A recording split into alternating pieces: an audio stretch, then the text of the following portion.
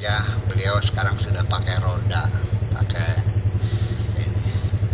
Pak Kiai kok masih tampan aja gitu, masih cakep aja.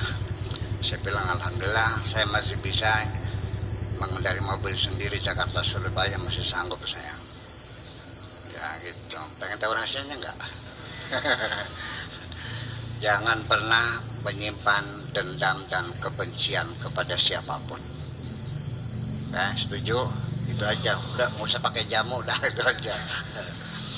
Nah, maksud saya ingin bercerita beliau ini pakai roda. Orang kalau berjalan pakai roda cepat atau lambat?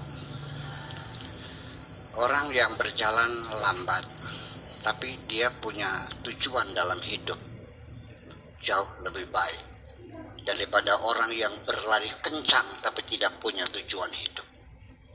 Setuju? Lari kencang, mau kemana? Nggak tahu.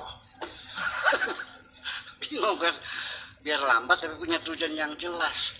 Nah itulah makanya pelajaran pertama dalam ilmu hadis itu adalah pelajaran niat lah. Wa innamal likulli imri'in ma nawa. Orang itu tergantung kepada niatnya, kepada tujuannya.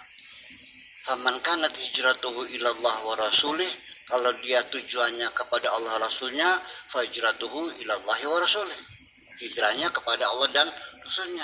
Faman kanat hijratuhu lidunya yusibuha, kalau hijrahnya untuk mendapatkan dunia, awim ratin dan kehwa, atau tujuannya untuk mencari perempuan untuk dikawini, fahijratuhu ila ma hajara ilaih, maka dia akan berhijrah ya sesuai dengan niatnya. Jadi sesungguhnya hidup ini akhirnya tergantung kepada niat kita. Artinya orang yang bisa menikmati hidup ini ketika hidup punya tujuan. Kalau nggak punya tujuan, dia tidak akan pernah merasakan kebahagiaan. Itu. Nah, kemudian sebelum kita cara lebih jauh, kita pahami niat itu apa sesungguhnya. Niat itu adalah keteguhan hati kita untuk mencapai sesuatu tujuan dalam hidup ini. Ada yang dicita-citakan, ada yang diinginkan, ada yang ditargetkan. Untuk menuju sana tentunya perlu persiapan-persiapan. Kita nggak usah capek-capek. Begitu hati saya besok mau ke Cipinang, ke Bembem, otak saya langsung menginstruksikan seluruh jaringan saraf saya. Betul, Bu Dokter, ini Bu Dokter, betul nggak? Secara otomatis langsung diregulasi, akhirnya baju yang mau dipakai mana, yang belum disetrika, sepatu yang kotor disemir dulu, uang dihitung, betul nggak?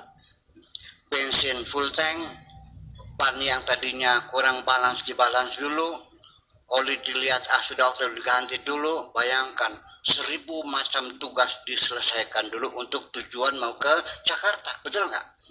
Jadi tidak mungkin seseorang akan bergerak kalau dia tidak punya tujuan. Nah, kalau orang tidak punya tujuan, kapan dia merasa bahagia? Nggak bakalan. Apa yang disenangi? Sebab sesuatu hidup ini merasa bahagia kalau apa yang kita inginkan berhasil. Disitulah tempatnya kita merasakan kebahagiaan, betul nggak? Kalau orang nggak punya tujuan, apa hasilnya? Nggak ada. Memang dengan tujuan kok. Jadi semuanya sendiri itu kembali kepada tujuan yang awal. Nah, bapak-bapak dan ibu-ibu sekalian, itulah makanya niat ini sendiri perlu dikelola dengan baik. Sebab nanti yang paling substantif dalam menata kebahagiaan adalah dari niat kita yang pertama. Niat kita itulah dikelola dengan baik. Satu, niatnya yang jelas. Lu maunya apa? Sebab apapun yang terjadi di alam dunia ini, sebelum tercipta menjadi bentuk materi, itu sudah dicipta lebih dulu dalam imajinasi kita. Ibu-ibu tahu Hotel Indonesia?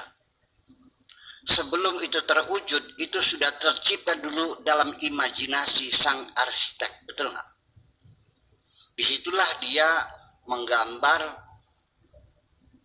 hotel Indonesia panjang berapa, lebar berapa, tinggi berapa, berapa tingkat, pintunya warnanya apa, lantainya keramik atau marmer atau tehel, klosetnya warnanya apa, semuanya tercipta dalam pikirannya. Itulah kalau dalam ketuhanan, bahwa itulah yang disebut dengan iradah. Innama amruhu idza arada syai'an ayyakula. Kalau Allah menghendaki sesuatu tinggal mengatakan. Nah, apa yang ada dalam imajinasi kita ini baru akan tercipta kalau sudah kita komunikasikan. Betul enggak? Saya mau bikin hotel. Nih, gambarnya begini.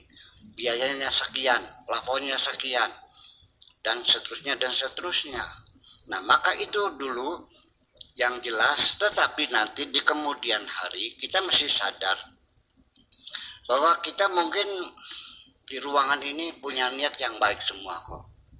Saya yakin yang di mesin ini semuanya punya niat yang baik. Tetapi percayalah, niat baik kita ini belum tentu sampai terakhir niat kita masih utuh baik. Di tengah perjalanan terjadi perampokan. Niat yang baik kita ini dirampok oleh setan. Banyak orang awalnya baik, ujungnya dia lupa, sudah tergeser, ya, diselewengkan oleh setan. Satu contoh sederhana saja, biar kita mengerti bahwa di tengah perjalanan niat kita digeser oleh setan.